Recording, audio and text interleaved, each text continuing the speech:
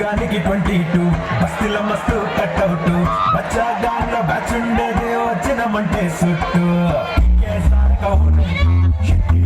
bullet సందుల కోసం ఎత్తుకుతానే route